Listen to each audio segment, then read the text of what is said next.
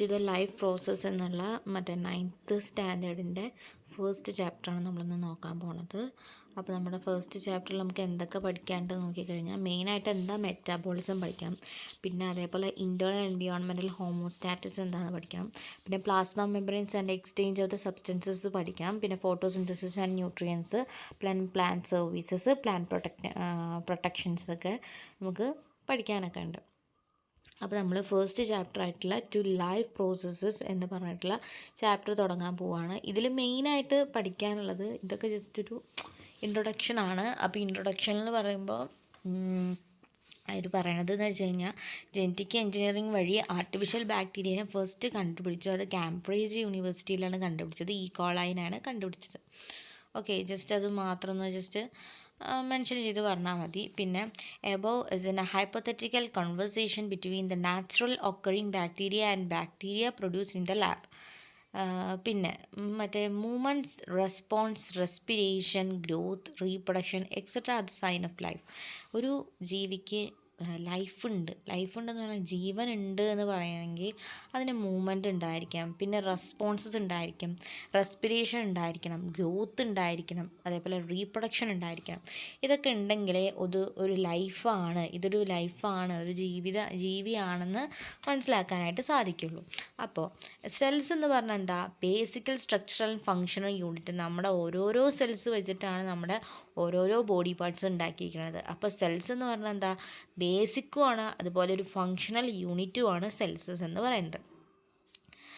അതിൽ കുറേ chemical reactions നടന്നുകൊണ്ടേയിരിക്കുന്നു. Life maintain ചെയ്യാനായിട്ട് കുറേ കെമിക്കൽ പ്രോസസ്സ് എന്ന് വെച്ചാൽ റെസ്പോൺസ് ഉണ്ടായിരിക്കണം, ഗ്രോത്ത് ഉണ്ടായിരിക്കണം. അപ്പോൾ ഗ്രോത്തിനൊക്കെ വേണ്ടി കുറേ കെമിക്കൽ റിയാക്ഷൻസ് എന്തുണ്ട് അവിടെ നടന്നുകൊണ്ടേയിരിക്കുന്നുണ്ട്.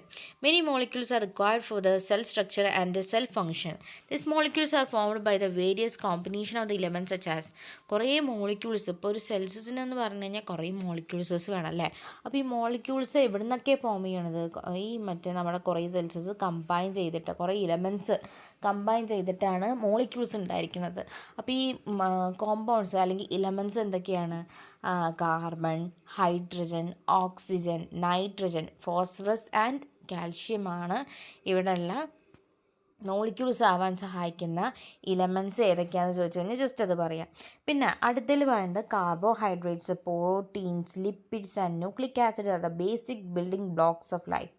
ദേ ആർ കോൾഡ് ആസ് ബയോമോളിക്യൂൾസ്. എന്താണ് ബയോമോളിക്യൂൾസ് എന്ന് ചോദിച്ചു കഴിഞ്ഞാൽ carbohydrate, protein, lipids, nucleic acids ഇതൊക്കെ എന്താണ്? ഒരു ബിൽഡിംഗ് ബ്ലോക്ക് ഓഫ് ലൈഫിനെ ബിൽഡ് ചെയ്തെടുക്കുന്ന ആ ബ്ലോക്കായിട്ടാണ് ഈ കാർബോഹൈഡ്രേറ്റിനെയും ലിപ്പിഡ്സിനെയും ന്യൂക്ലിക് ആസിഡ്സിനെയും അതുപോലെ പ്രോട്ടീനൊക്കെ പറയുന്നത്. അതുകൊണ്ട് തന്നെ അതിനെ പറയുന്നതാണ് ബയോമോളിക്യൂൾസ്. ഓക്കെ, ഈ നമ്മൾ ജസ്റ്റ് ഈ ഇല്ലുസ്ട്രേഷനും കൂടി നമ്മൾ പഠിച്ചു കഴിഞ്ഞ് കഴിഞ്ഞാൽ നമ്മുടെ ക്ലാസ് കഴിഞ്ഞു. ഫസ്റ്റ് പാർട്ട് വീഡിയോ ആണിത്. അപ്പോൾ ബയോമോളിക്യൂൾസ് എന്ന് പറഞ്ഞു കഴിഞ്ഞാൽ എന്തൊക്കെയുണ്ട്? ബയോമോളിക്യൂൾസ് എന്ന് പറഞ്ഞു കഴിഞ്ഞാൽ ഞാൻ മുന്നേ പറഞ്ഞു എന്തൊക്കെയുണ്ട്? കാർബോഹൈഡ്രേറ്റ്സ് ഉണ്ട് അല്ലേ, പ്രോട്ടീൻ ഉണ്ട്, ലിപ്പിഡ് ഉണ്ട്, അതേപോലെ ന്യൂക്ലിക് ആസിഡ്സ് ഉണ്ട്. അപ്പോൾ ഈ കാർബോഹൈഡ്രേറ്റ്സും ലിപ്പിഡ്സും പ്രോട്ടീൻസും ന്യൂക്ലിക് ആസിഡ്സൊക്കെ വീണ്ടും സബ് ഡിവൈഡ് ചെയ്തിട്ടുണ്ട്. ഈ കാർബോഹൈഡ്രേറ്റ്സിൽ എന്തുണ്ട് എന്ന് ചോദിക്കുമ്പോൾ അതിൽ ഗ്ലൂക്കോസ് ഉണ്ട്, ഫ്രക്ടോസ് ഉണ്ട്, സൂക്രോസ് ഉണ്ട്, സ്റ്റാർച്ച് ഉണ്ട്, സെല്ലുലോസ് ഉണ്ട്. എന്തൊക്കെയുണ്ട്? ഗ്ലൂക്കോസ് ഉണ്ട്, ഫ്രക്ടോസ് ഉണ്ട്, സൂക്രോസ് ഉണ്ട്, സ്റ്റാർച്ച് ഉണ്ട്, സെല്ലുലോസ് ഉണ്ട്. അപ്പോൾ 5 സാധനങ്ങളാണ് നമ്മുടെ കാർബോഹൈഡ്രേറ്റ്സിലുള്ളത്. ഏതൊക്കെയാണ്? ഗ്ലൂക്കോസ് ഉണ്ട്, ഫ്രക്ടോസ് ഉണ്ട്, സൂക്രോസ് ഉണ്ട്, സ്റ്റാർച്ച് ഉണ്ട്, സെല്ലുലോസ് ഉണ്ട്. ലിപ്പിഡ്സ് എന്ന് പറഞ്ഞു കഴിഞ്ഞാൽ ലിക്വിഡ് ലൈക്ക് ലിപ്പിഡ്സ് ആണ്. അപ്പോൾ അതിൽ വരുന്നത് ഏതൊക്കെയാണ്? ഫാറ്റും ഓയിലും ആണ് വരുന്നത്.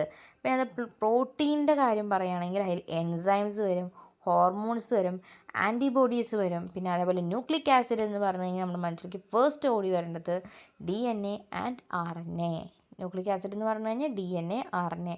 They are the building block of ലൈഫിൻ്റെ ബിൽഡിംഗ് ബ്ലോക്ക്സിനെയാണ് എന്ത് പറയുന്നത്? ബയോമോളിക്യൂൾസ് എന്ന് പറയുന്നത്. ഓക്കെ, അപ്പോൾ നമ്മൾ ഇത്ര പഠിച്ചാൽ മതി. പിന്നെ എന്താ മെറ്റബോളിസം എന്ന് ജസ്റ്റ് പറഞ്ഞു തരാം. മെറ്റബോളിസം എന്ന് പറഞ്ഞു കഴിഞ്ഞാൽ all signs are manifested by the action of the biomolecules and many other chemical factors inside the cells. All such chemical reactions together take place in the organisms are called as metabolisms. Metabolism can be divided into two, anabolisms and catabolism.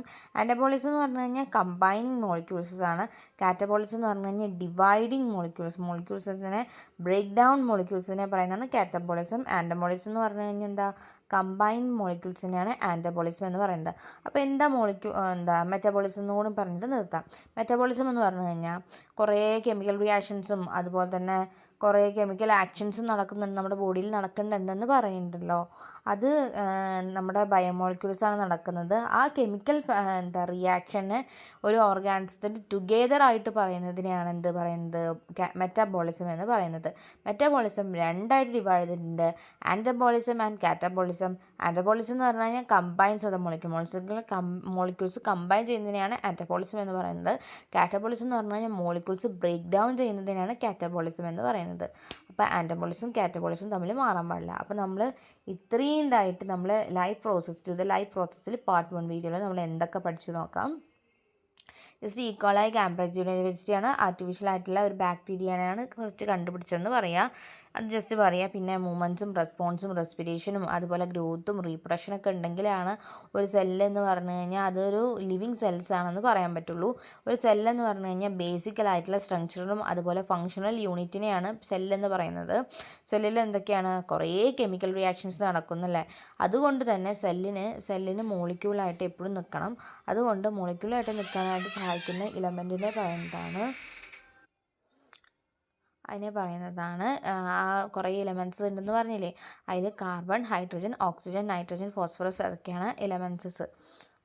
ആ elements combine ചെയ്തിട്ടാണ് അങ്ങനെ ഉണ്ടായിരിക്കുന്നത്. പിന്നെ carbohydrates, proteins, lipid, nucleic acid അതൊക്കെ എന്താണ്, ഒരു basic building blocks എന്നാണ് പറയുന്നത്.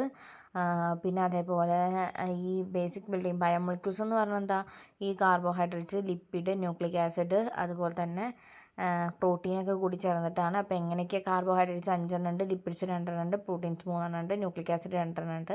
അത് ജസ്റ്റ് ഇമ്പോർട്ടൻ്റ് ആയിട്ട് പഠിക്കാം. മെറ്റബോളിസം എന്താണ്, കുറേ ആക്ഷൻസ് ഒരു ഓർഗാൻസും ടുഗെദർ ആയിട്ട് നടക്കുകയാണെങ്കിൽ അതിനെ മെറ്റബോളിസം എന്ന് പറയുന്നു. അത് രണ്ടായിട്ട് ഡിവൈഡ് ചെയ്തിട്ടുണ്ട്, ആൻറ്റബോളിസം ഉണ്ട്, കാറ്റബോളിസം ഉണ്ട്. ആൻറ്റബോളിസം എന്ന് പറഞ്ഞാൽ എന്താ, combining of the molecules. Catabolism എന്ന് പറഞ്ഞാൽ break down of the molecules. അപ്പോൾ അത്രയേ ഉള്ളൂ. ഇനി നമ്മൾ പാർട്ട് 2 വീഡിയോയിൽ ബാക്കി ക്ലാസ് എടുക്കുന്നതായിരിക്കും. പിന്നെ ഇതെന്ന് പറഞ്ഞു കഴിഞ്ഞാൽ മെറ്റബോളിസം എന്ന് പറഞ്ഞാൽ ആൻറ്റബോളിസും കാറ്റബോളിസും ആയിട്ട് ഡിവൈഡ് ചെയ്തിട്ടുണ്ട്.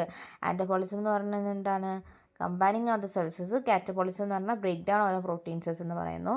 പിന്നെ അതുപോലെ ആൻറ്റബോളിസം എന്ന് പറഞ്ഞാൽ plain synthesize glucose using carbon dioxide and water. Plants glucose എങ്ങനെ സിന്തസൈസ് ചെയ്തിരിക്കുന്നത്, കാർബൺ ഡയോക്സൈഡും വാട്ടറിൽ നിന്നാണ് ഗ്ലൂക്കോസ് സിന്തസൈസ് ചെയ്തിരിക്കുന്നത്. അതുപോലെ കാറ്റബോളിസം നടക്കുമ്പോൾ പ്രോട്ടീൻസ് ബ്രേക്ക് ഡൗൺ ചെയ്തിട്ട് ആമിനോ ആസിഡ്സ് ആയിട്ട് മാറുന്നു.